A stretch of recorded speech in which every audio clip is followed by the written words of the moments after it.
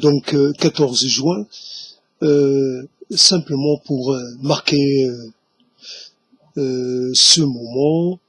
Donc le bonheur à portée d'oreille, à défaut d'être à portée de regard, à portée Dieu, là donc c'est le bonheur à portée d'oreille. Alors, parler simplement. Donc, à un moment dans l'après-midi, j'ai entendu donc chanter un canari. Je suppose que c'était un canari. Et c'était un chant assez subtil. Et donc, j'ai pas l'habitude d'entendre, jamais entendu de canari du côté de là où j'habite. Mais c'était un chant bienvenu. Je ne suis pas attardé. Je sais pas pourquoi. En arrière-fond, il y avait le cri des mouettes. Les mouettes sont devenues assez voisines depuis peut-être le confinement. Je ne sais rien, mais en tout cas, les mouettes, on les entend. Là, je viens d'entendre le merle. Alors, j'ai pensé que le merle s'était arrêté de chanter. Or, il chante encore. Donc là, c'était le mâle, évidemment, comme à l'accoutumée, c'est le mâle qui chante. Et je sais pas si ça a été enregistré, en tout cas, moi je l'ai entendu. Donc voilà, je pense que c'est assez audible. Donc un merle qui est pas loin. Je sais pas, peut-être que le nid est par là, puisque la femelle, la femme ou la compagne du merle venait picorer sur le rebord de ma fenêtre. Ça fait 2 jours qu'elle est pas venue, mais sinon elle a passé une semaine à venir, aller venir. Donc c'est une chose comme ça. Donc un canari, normalement, c'est dans une cage quelque part. Un canari sauvage, ça n'existe pas. Ou alors c'est un autre oiseau. Je pense pas que ce soit le rossignol. C'est pas assez puissant. C'est sympa sans être je sais pas, c'est mélodieux, mais c'est pas la mélodie du rossignol. Alors, le rossignol, ça vous pétrifie un peu sur place.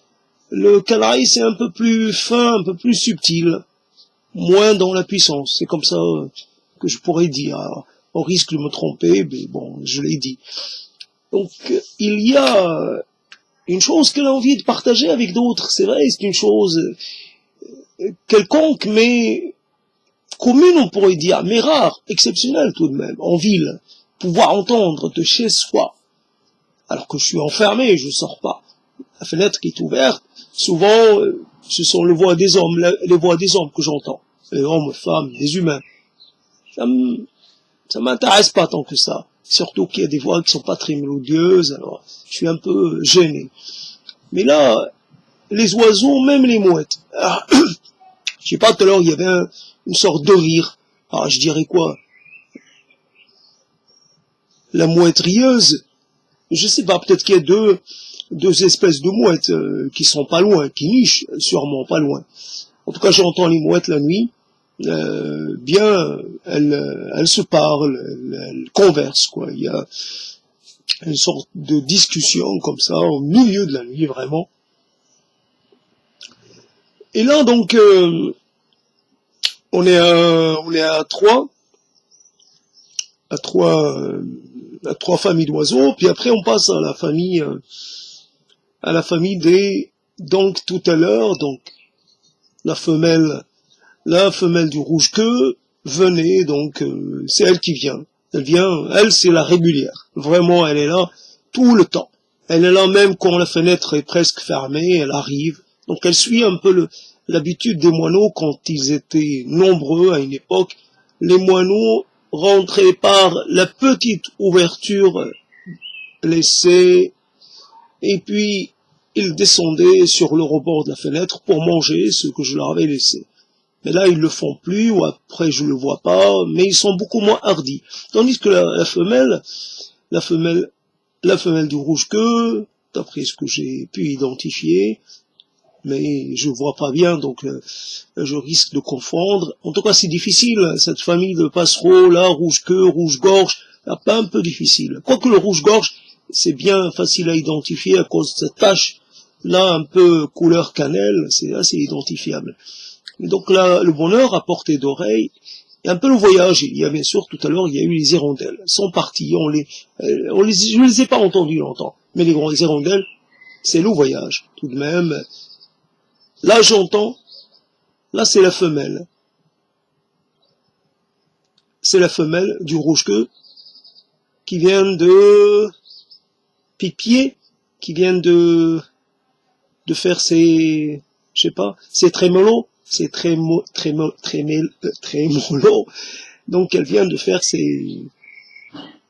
Donc, en même temps, il y a comme une sorte de compétition maintenant entre le mâle et la femelle, parce que je suppose que c'est la femelle, et on sait que chez cette famille de passereaux, la femelle chante aussi. Donc la femelle du passereau dit rouge-queue. Alors ça fait que... Mais le mâle, évidemment, il a une puissance plus importante, il est un peu plus, peut-être un peu dans le grave, comparé évidemment au chant assez fin de la femelle du rouge-queue. Donc c'est... Qu'est-ce qui me manque? Il me manque plus rien, donc j'ai fait le tour. Donc ça fait donc canari, ça fait mouette, ça fait merle, ça fait rouge-queue. Il m'en manque les moineaux. Tout à l'heure, il y avait les petits qui pipiaient, donc qui quémandaient, donc il y avait ça. Les moineaux ne sont plus tellement, ils sont plus tellement présents. Je sais pas où ils sont partis, mais a priori, ils ont un petit peu déserté ma rue. Je sais pas. Peut-être quelqu'un leur offre mieux ailleurs. En tout cas, moi, je leur donne plus de boules de graisse, et c'est peut-être ça qui les a fait partir. En tout cas, normalement, avec le riz, normalement, ils l'aiment bien. Mais là, c'est... Et puis, c'est fini un peu la période des appareillements qui fait que les moineaux sont assez actifs, les mâles en tout cas, au niveau auditif. Ils sont présents, sonorement parlant. Ils occupent un peu l'espace sonore. Là, je pourrais dire que tous les moineaux ont trouvé chaussures à leurs pieds, tous les moineaux mâles, et donc il n'y a plus besoin de chanter. Il y a eu toujours une période dans l'année où il y a une sorte de charivari, une sorte de grande, comment dire, une sorte de débat enflammé, une sorte de colloque un peu qui deviendrait un peu moins courtois, un peu moins guindé, et les colloquiens se mettraient, ou les colloquogues se mettraient vraiment à s'invectiver, voilà, un côté invective ou invectif chez les moineaux, j'imagine, les moineaux mâles. Il y a comme une sorte de comme une confrontation qui transportait d'un point à un autre, et vraiment c'est assez engagé comme confrontation. Et c'est vraiment je te répète, toi tu dis c'est une foire d'empoigne, c'est vraiment une sorte de la conférence des oiseaux. C'est pas tellement la conférence des oiseaux telle que l'a racontée à la Tar ou je sais pas qui, je pense que c'est la Tar, et c'est beaucoup moins civilisé que ce qu'on a l'habitude de présenter. Et les oiseaux, ça peut être violent, et donc là il y a des chocs, il y a des mots qui s'envolent, il y a des mots, voilà, c'est puissant. Donc voilà, j'ai fait le tour. Alors le bonheur à portée d'oreille, donc je sais pas si vous pouvez les entendre. Là, évidemment, il y a des engins mécaniques qui passent, c'est dommage, mais il y a eu de nouveau le cri particulier des hirondelles. Alors, hirondelles de cheminée, hirondelles, martinet, je sais pas. En tout cas, on sait, les habitantes ou les habitants du ciel, les rois du ciel, le roi du vol, voilà, donc c'est comme ça. Alors, c'est un bonheur un peu On sait, ce bonheur-là est un peu moins entier, parce que on aimerait être beaucoup plus dans une sorte de présence, plus dans l'acte de produire, l'acte de toucher, l'acte de regarder, l'acte d'aider à pousser, l'acte de sélectionner, l'acte de... Et puis les oiseaux seraient une sorte de, comment dire, d'arrière-plan, un peu des accompagnateurs, comme quand les rois mangeaient à une certaine époque, il y avait un orchestre pour accompagner, pour le souper du roi, il y avait, je sais pas, des gens qui jouaient quelque chose qui peut-être aide à trouver de l'appétit ou aide. Et donc les oiseaux seraient là aussi une sorte d'orchestre d'accompagnement, quoi, un bruit de fond, mais un bruit de fond agréable quand même. Quand on est chez soi assis en face d'un PC, c'est tout sauf naturel, c'est tout sauf satisfaisant. Cette saison, en fait, normalement, on devrait manger quelque chose qu'on aura produite. C'est au moins une chose. Au moins une chose. Là, on mange des choses qui nous viennent d'autres mains, d'autres personnes. Voilà, c'est toujours le lien coupé avec l'origine. Alors, bien sûr, je me rattrape un peu, j'ai sur le rebord de ma fenêtre des tas de choses. Donc, il y a des choses qui poussent, des courges, des tomates, enfin, c'est loin d'être au point, c'est tardif, c'est tout ce qu'on veut, sauf que ça m'occupe. Je vois la croissance, je regarde, je prends soin, je suis inquiet, j'encourage un peu intérieurement. Je dis pas, allez, pousse, mais je le pense, je le verbalise pas, mais je le pense.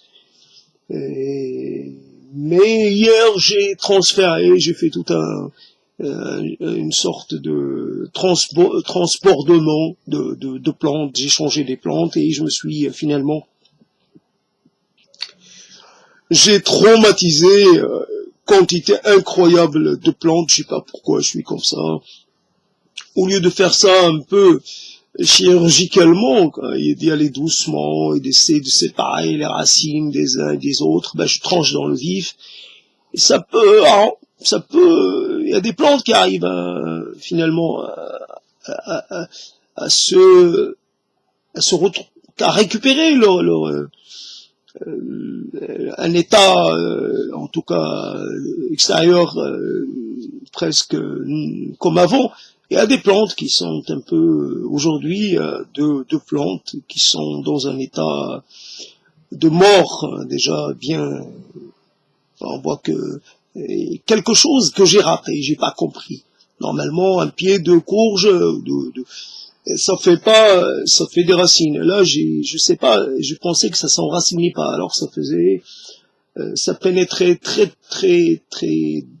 profondément. J'ai pas réussi. Je pensais que j'allais réussir. Finalement, j'ai sorti presque que la plante sans les racines. Évidemment, ça ne peut pas reprendre les racines, elle va pas en refaire, quoi. Donc la plante va mourir, deux plants vont mourir. C'est de ma faute, évidemment. Mais c'est un ersatz. Comme pour l'ersatz de café, l'ersatz de beurre, c'est un ersatz de vie. Ce n'est pas une vie, ça. C'est vrai que, je veux dire, 6 espèces d'oiseaux différents, c'est quand même quelque chose dans cette vie. Il manquerait plus que les tourterelles. Il manquerait plus, je sais pas. Ah oui, les pigeons, j'ai pas entendu. Ils sont beaucoup moins présents qu'auparavant, évidemment. Mais même, j'aurais entendu les pigeons, les rares pigeons qu'il y a encore, j'aurais pas fait attention. Peut-être qu'il y a un mâle qui a roucoulé quelque part, peut-être que je l'ai entendu aujourd'hui, ou hier, je sais plus. En tout cas, j'ai entendu ça il y a peut-être hier. Mais c'est pas grave, hier, aujourd'hui, c'est pas important. Ça compte pas, un pigeon. Mais c'est ça.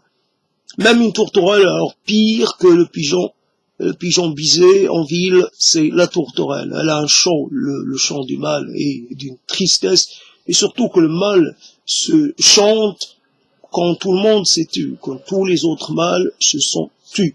une fois pour toutes, jusqu'à l'année d'après. Lui, il chante quand il est au mois d'août, il continue de chanter.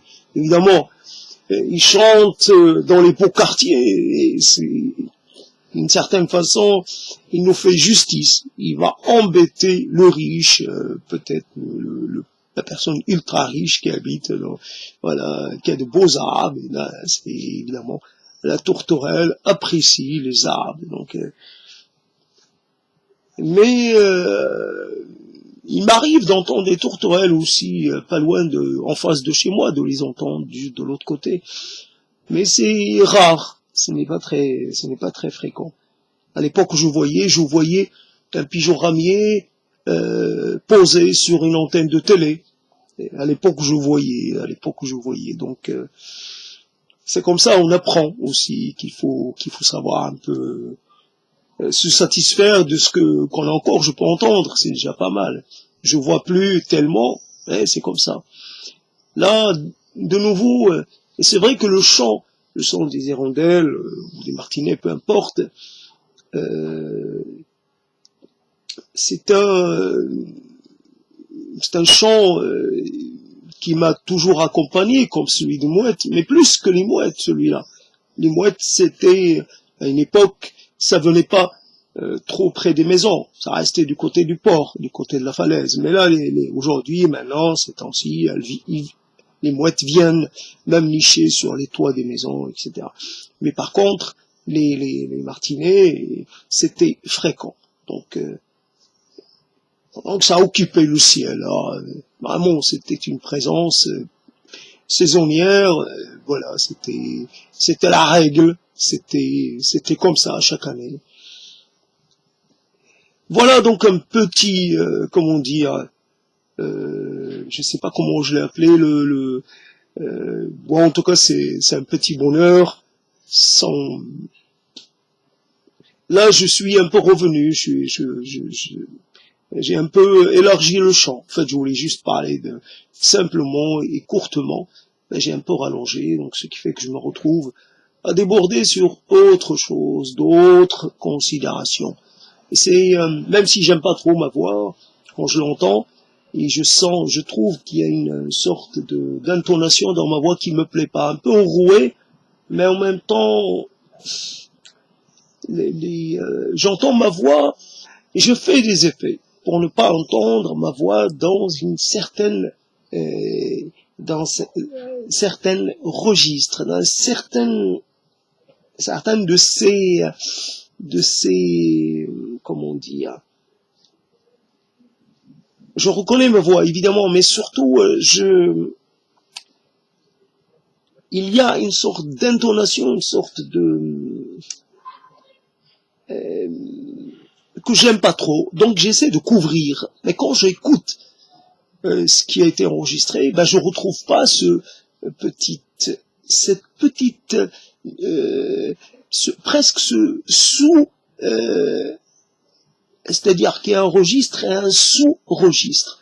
Il y a une sorte de ligne dominante, et puis j'essaie d'introduire un petit, comment dire, une petite inflexion. Et cette inflexion, c'est ça un peu la chose que j'essaie d'ajouter pour améliorer les choses, pour ne pas être...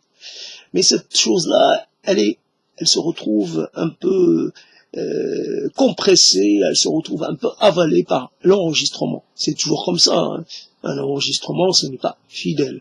Après, évidemment, ma voix, je l'entends évidemment émaner de mon corps. Je l'entends vibrer dans mon corps. Et ça, c'est une chose qui ne se transmet pas, qui ne passe pas. Donc c'est ma caisse de résonance qui, mon corps, j'arrive un peu à la manipuler, j'arrive à en faire une sorte de... Et voilà, donc c'est comme ça.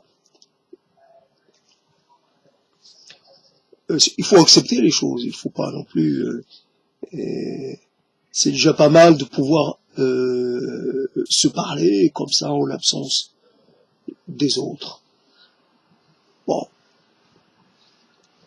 Je sais pas si on peut faire communiquer sur la base de ce petit bonheurs, de ces petits bonheurs. Je sais pas si on peut communiquer sur cette base-là, je dirais basique, presque minimale.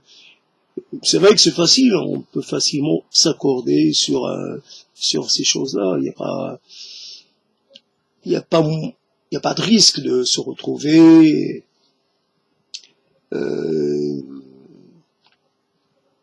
en dispute, en polémique.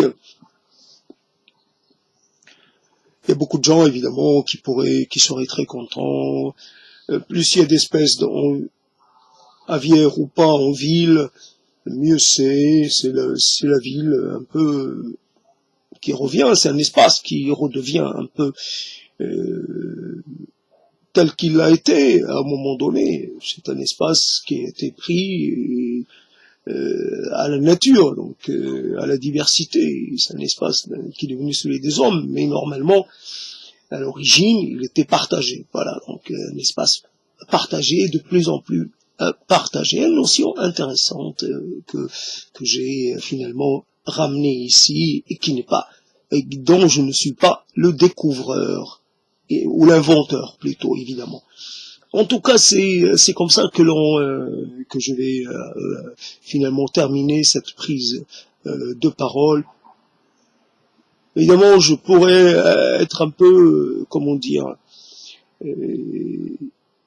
gâté en entendant une dernière fois peut-être parler les hirondelles, peut-être, mais bon, ce sera peut-être aujourd'hui, encore une dernière fois, ou peut-être demain, il faudra peut-être attendre demain.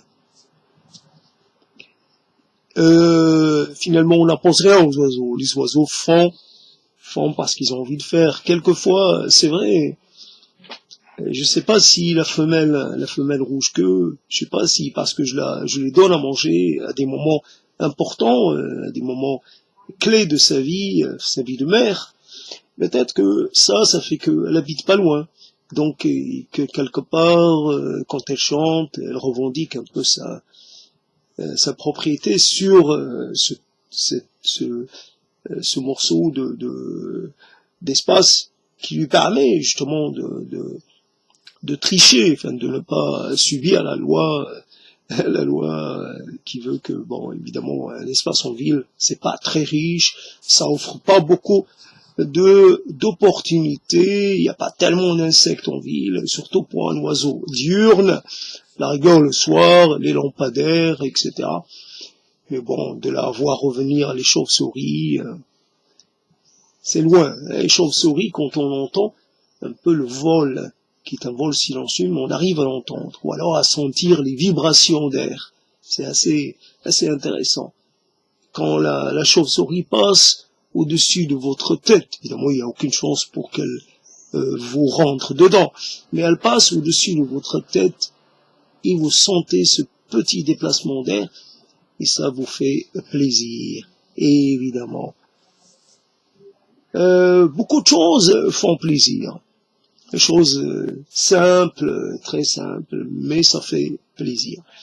Quand on est privé, je sais pas ce que c'est que l'essentiel. Il faudrait définir ce que c'est que l'essentiel, ce qu'il faut à notre âme, puisque c'est comme ça. Bon, c'est une appellation comme une autre, mais à notre intériorité, à notre constitution, à notre qu'est-ce qu'il nous faut pour nous sentir finalement en accord avec nous-mêmes. Qu'est-ce que c'est qu'être d'accord avec soi-même? Je sais pas. En tout cas, on est peut-être certains d'entre nous ont grandi dans un univers sonore et toute leur vie ils recherchent à retrouver cet univers sonore, un univers qui n'est pas réservé uniquement au bruit des machines ou aux voix humaines, mais un univers là aussi qui permet une certaine diversité. Voilà, donc on entend chanter le coq. Jamais j'ai entendu chanter le coq, pas ici, c'est impossible. Chanter le coq et chanter le coq, c'est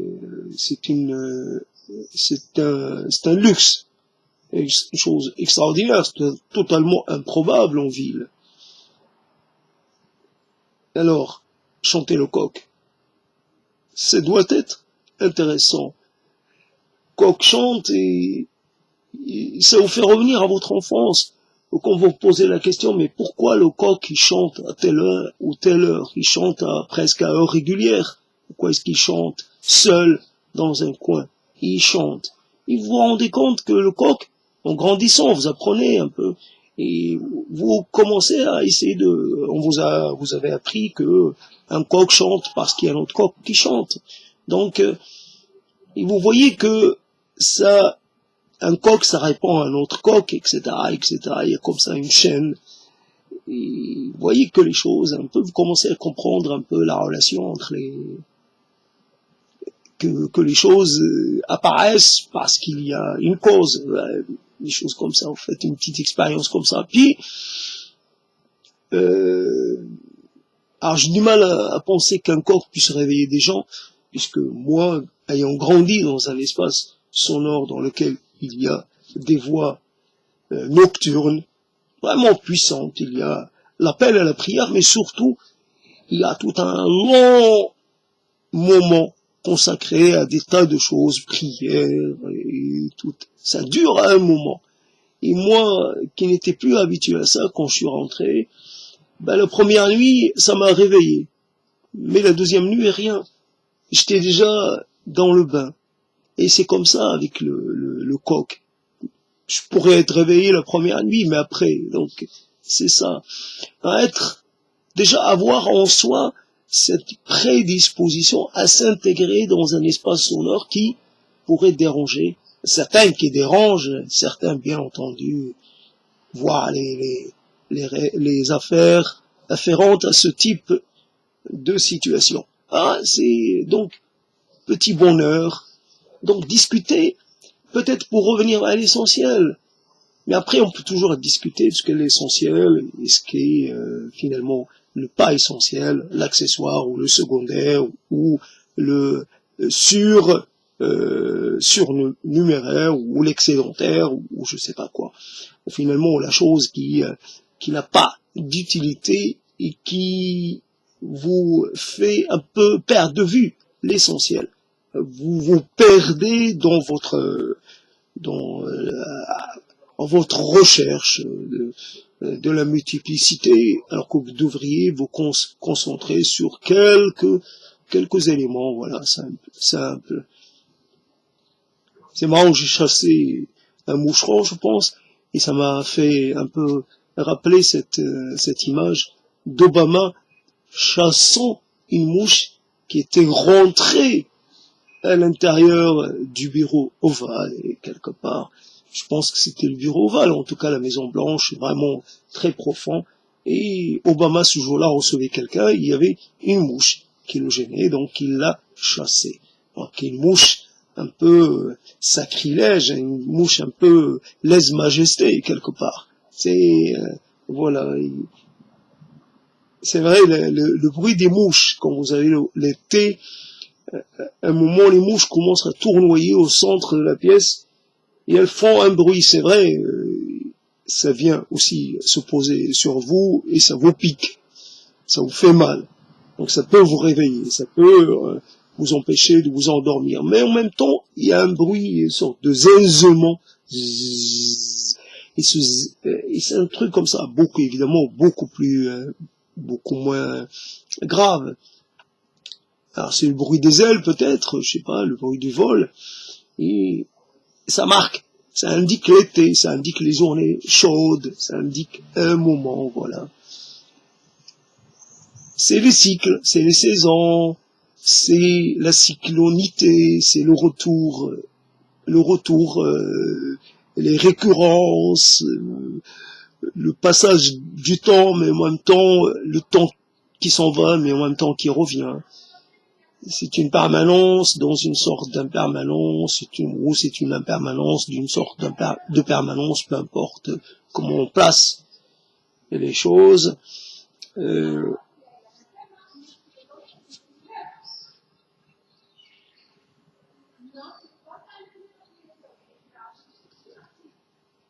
sais pas, vous entendez, je viens d'entendre un petit passage, un petit moment comme ça, des hirondelles, et puis derrière il y avait les mouettes, puis j'entends passer quelqu'un qui parle. Quand vous entendez une mouette, vous comprenez pas ce qu'elle dit, ce qu'elle exprime. Vous pouvez comprendre quand quelquefois c'est un cri, si ça avait été un cri de détresse, vous l'aurez compris. C'est un cri, je sais pas moi, un cri d'un bébé qui demande, qui monte parce qu'il a faim, qui pleure quoi. Là aussi c'est facile à identifier. Mais le reste non, inidentifiable. Et pourtant c'est un langage. Mais quand vous entendez parler quelqu'un, vous l'entendez une bribe de ce qu'il dit, et ça vous gêne parce que vous n'êtes pas dans l'histoire. Mais pourtant vous entendez une bribe de cette histoire, et vous pouvez l'entendre sur un certain temps. Et ce temps peut être déplaisant, ou à moitié, ou à un quart déplaisant. Mais en tout cas, vous n'avez pas besoin de connaître les histoires des autres. Même si vous pouvez les comprendre, vous les aimez pas. Vous pouvez vous en passer plutôt. Mais par contre, tandis qu'un cri de mouette, on sait que c'est pas le cri le plus extraordinaire au monde, c'est pas le langage le plus, mais pourtant, c'est bienvenu, c'est toujours bienvenu. Tout sauf le silence, tout sauf le bruit des hommes, tout sauf le bruit des gens qui expriment leur colère ou une incapacité à se maîtriser, une incapacité à faire dans le discret. Voilà. Quelqu'un qui est en train de la jouer fort et puissant, le roi du quartier, le roi de la rue, le roi du... C'est comme ça. Alors je ferme parce que je pourrais rester comme ça longtemps. Et donc mon besoin, évidemment, on voit que derrière ce besoin de cette envie de parler des oiseaux, il y a aussi un besoin de parler de soi et donc de se positionner à l'intérieur de ça et autour de ça. C'est compliqué de savoir ce que l'on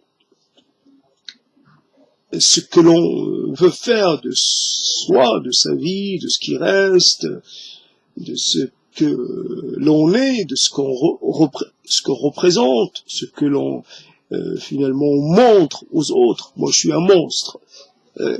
Mon visage est monstrueux, mais je ne suis pas responsable de mon visage. C'est vrai que j'ai une barbe de quelque temps, mais c'est naturel. Je n'ai pas fait, je ne l'ai pas faite finalement dans l'idée de déplaire à certains ou d'embarrasser d'autres. C'est une chose naturelle. Je vieillis, j'ai une barbe blanche, cette barbe, elle est déjà assez ancienne, et c'est normal qu'elle soit d'une certaine taille. C'est normal, c'est la normalité, ce n'est pas, il n'y a rien d'exceptionnel. Et pourtant, ça pourrait me cataloguer et ça pourrait m'être défavorable. Donc parler parce qu'à un moment, oui, il faut constater, il faut l'absence des autres. Et l'absence permanente, et l'absence sans possibilité que ça change. Les autres sont absents. On le constate, on le reconstate. Avant, ils étaient présents, pas d'une présence totalement satisfaisante, mais ils étaient présents. Il y avait un bruit de fond humain. Bon, ça faisait passer le temps. Aujourd'hui, pour que je puisse m'entendre, il faut que je le fasse dans ces conditions, qui ne sont pas des conditions normales. Comme ça, j'entends l'écho de ma voix, j'entends les inflexions de ma voix. Je suis obligé de recourir à ces usages un peu artificiels, et c'est comme ça. Donc, je suis malheureux d'être réduit à quelque chose d'aussi peu intéressant, d'aussi pathétique. Dieu sait que je ne suis pas un être pathétique. Et mes rêves, ils étaient à la dimension, vraiment dimension de l'univers. C'est comme tout le monde, mais je n'ai pas cherché à me réduire, je n'ai pas cherché à me rapetisser. Ce sont des conditions, alors des hasards malheureux, des hasards, j'allais dire, défavorables qui m'ont conduit à cette situation. Mais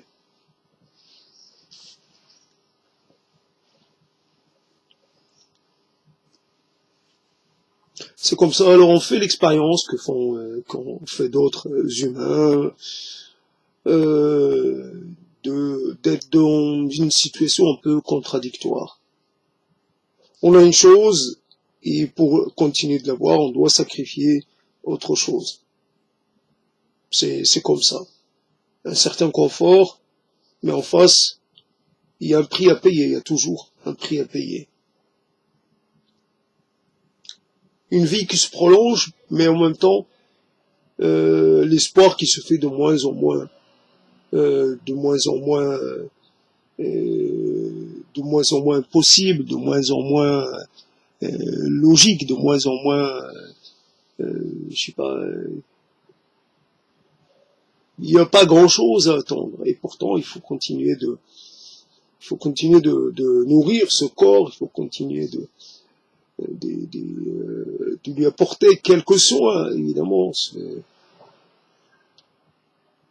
Ça ne change rien, ça change rien. La situation, la fin est déjà écrite, mais c'est comme ça.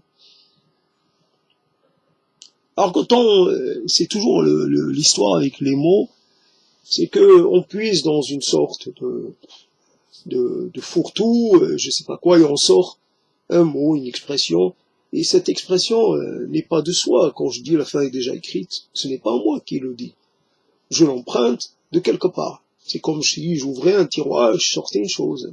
Donc voilà, c'est un énorme lieu dans lequel sont déposés des mots, un peu comme la mémoire dans laquelle il pourrait y avoir une sorte de tiroir. Mais là, pour les mots, là on sait, c'est encore plus évident dans un sens.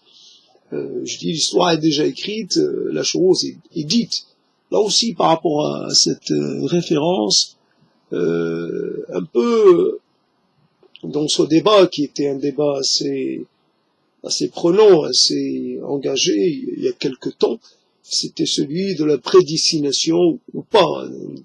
Est-ce que il y a un libre arbitre ou est-ce que les choses sont déjà écrites? Et il y avait cette idée que tout était déjà écrit par avance et que l'on faisait. C'est un peu compliqué.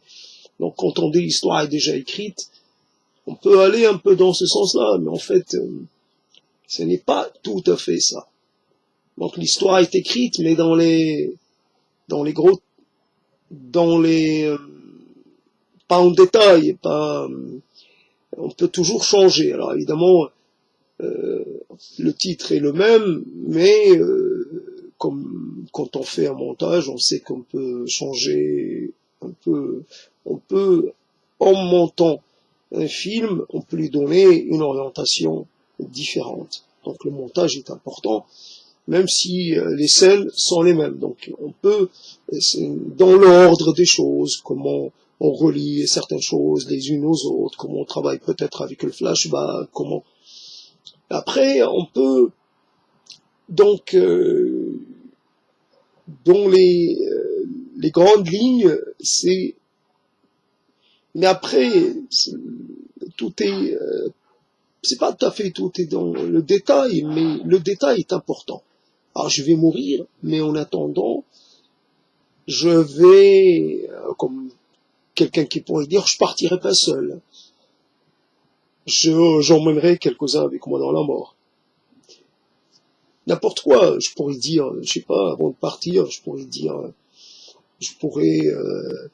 passer mon temps, je sais pas, 3 4 ans, invectiver tout le monde, voilà, lancer des anathèmes, vraiment maudire toute la race humaine,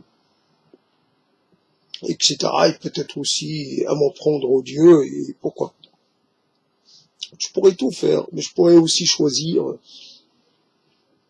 d'ignorer les choses. Bah, la mort, elle viendra quand elle viendra. Bon, c'est pas un problème. En attendant, je vis.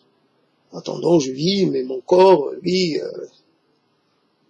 l'esprit, le corps, l'esprit peut rester relativement épargné, mais le corps, lui, oula, il peut être déjà dans une position beaucoup moins confortable. Alors j'arrête parce que sinon je vais continuer, je vais dépasser les limites, j'allais dire les limites autorisées, les limites de la décence même. Là, je vais nuire à l'idée de départ. Mais vous n'êtes pas obligé de m'écouter jusqu'à ce moment. Ça c'est un plus. C'est une sorte de débordement.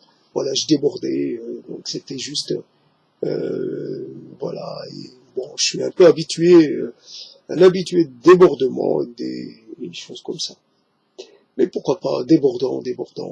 Sortons de nos lits, sortons de nos cours, sortons de l'ordinaire, sortons de nos ordinaires. Allons, étendons-nous, mettons-nous à nos aises, quitte à en conforter certains, pas de problème. Voilà, très vite donc, à très vite. Je sais pas, faites au mieux quelque part, faites au mieux, faites la fête avec les oiseaux, faites la fête, ça va pas durer longtemps, les oiseaux sont là, mais demain ils ne sont plus, les oiseaux chantent encore, mais demain ils chanteront plus, c'est bientôt fini, donc la saison du chant et de tous les chants. Après c'est le calme, voilà. C'est le calme un peu triste, un peu pesant, un peu même consternant. Le ciel est là, mais il est vide. Et quand il y a les hirondelles, le ciel il est moins vide. Il est grand et toujours immense, mais il est un peu habité. Il y a de la place, évidemment. Il y a de la place pour des milliards et des milliards d'hirondelles, pourtant il y en a que quelques-unes.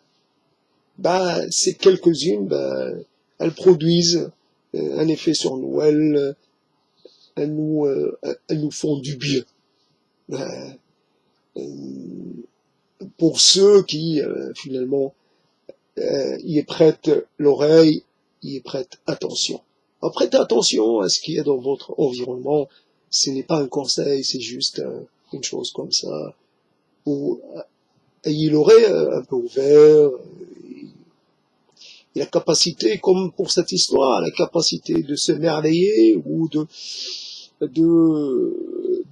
prendre plaisir aux petites choses. Alors évidemment, les petites choses sont souvent surtout des grandes choses, mais voilà. Et ça reste toujours supérieur à toutes les musiques possibles. C'est ça le côté fort des choses originelles. Un chant d'oiseau, c'est supérieur à tout ce qu'on a pu composer. Il n'y a pas de risque. Un oiseau, ça ne fait pas de fausses notes, ou à peu près. Un oiseau, ça fait ça naturellement. Ça n'a pas besoin d'apprendre pendant des décennies à essayer de maîtriser une chose. À faire dans le non naturel. L'oiseau chante naturellement. Et le musicien, lui, il doit se dénaturer pour apprendre à faire parler un instrument, à faire, je sais pas, il doit, comme pour ses pieds bandés de l'époque en Chine, il doit un peu maltraiter sa voix, comme s'il devait la tordre pour pouvoir chanter dans un registre ou dans un autre. Si, donc, on peut comparer. Comparaison n'est pas raison, mais quelque part on peut se permettre de comparer entre les deux. J'ai pas envie d'écouter un chant. J'ai pas envie. Je trouve que le chant que je pourrais écouter, baroque ou pas, ça correspond pas. Je pourrais me mettre à écouter une messe, mais je suis pas un requiem, mais je suis pas dans le requiem. Puis qu'est-ce que ça peut? Puis ça passe toujours par des tas comment dire, non pas de passeurs, mais le son est filtré, le son arrive à mes oreilles, mais il arrive dans une certaine fréquence, il arrive déjà. C'est pas le son fidèle, c'est pas, et il est un peu plat quand même. Alors, c'est ça. Et puis j'ai fini moi mon histoire avec les chansons. C'est vrai que je fais dans la répétition et cette répétition me pèse. J'ai pas envie de passer ma vie à redire toujours les mêmes refrains. Ça me semble sans intérêt. Mais par contre, un chant de merle, toute la vie, je pourrais l'entendre, ça me dérangerait pas. Un chant de, comment on appelle ça, chardonneret, ou un chant n'importe quel chant, sauf peut-être les moineaux, mais les moineaux nous sous-estimons pas les moineaux, ils sont capables d'une variété de sons assez remarquable. Les moineaux sont, comment on dit, hein, sont riches en nuances. Le parler des moineaux est riche et multiple. Il faut les avoir écoutés pendant une année ou plus pour se rendre compte que les moineaux, ben, c'est plus que ce que l'on peut en penser, et voilà. Donc, c'est comme ça. Alors, ça aurait été les oiseaux devant, et moi, j'aurais été devant un paysage, je sais pas, ou dans un lieu, en train de regarder se coucher le soleil, venir la nuit, et puis commencer à compter les étoiles, et à voir un peu la carte du ciel, du jour, d'un jour, voilà. Et puis lentement commencer un peu à me sentir en ralentissement, une sorte de préparation à la nuit, pas de veille sans fin pour rien jusqu'à 4 heures du matin devant un écran, toujours. C'est plus qu'épuisant, ça n'a pas de sens. Alors là, je me coucherai à l'heure, je sais pas, une heure normale, je suis un être diurne, j'ai rien à vivre la nuit c'est pas mon monde, et puis le lendemain, je me lèverai avec les poules, avec les coqs, je me lèverai normalement, 4 heures du matin, 3 heures du matin, voilà, c'est l'heure d'été, quoi, et je serai frais et prêt, finalement, de nouveau, à m'insérer dans le rythme qui est le mien, un rythme naturel, mais on est loin de la nature. On parle de la nature à partir de notre situation en tant qu'être beaucoup moins naturel et un être rendu innaturel au possible. C'est pas la nature. La nature, on la retrouve encore quelques fois quand le corps, on retrouve notre corps quand on a faim, quand on goûte par exemple, ou quand on goûte un fruit, voilà, on retrouve un peu la nature dans le goût des choses que nous mangeons, dans leur texture, dans leur parfum.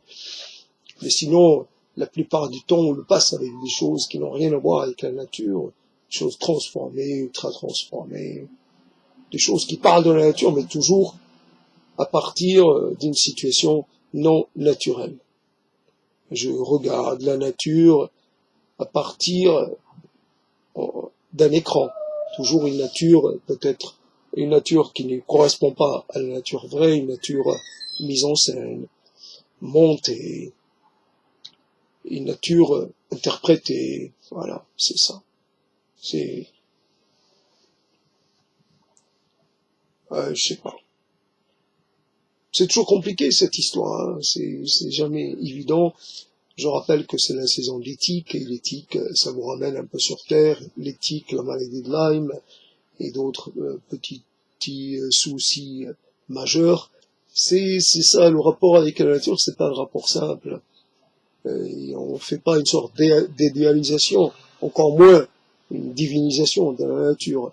Alors on sait, même dans un discours qui est un peu pro-nature comme ça, il y a toujours présent à l'esprit que la nature, c'est tout sauf le confort, tout sauf la chose accordée d'avance. La nature, faut accepter. Il faut accepter les privations, il faut accepter la famine, il faut accepter le danger, il faut accepter plein de choses. Ah, sur ce, je vous dis au revoir, donc j'ai vraiment débordé, mais voilà. Je pense que vous me le pardonnerez, bon, d'avoir débordé, c'est toujours comme ça. C'est un espace qu'il faut remplir, un espace sonore vide. À défaut, évidemment, il n'y a personne, alors je remplis l'espace. J'ai besoin de parler. Mais je me parle à moi-même, parce que j'ai personne d'autre. Et puis j'ai parlé, j'ai besoin aussi de parler d'une certaine façon. Donc j'ai pas la personne qu'il faut. Donc j'invente.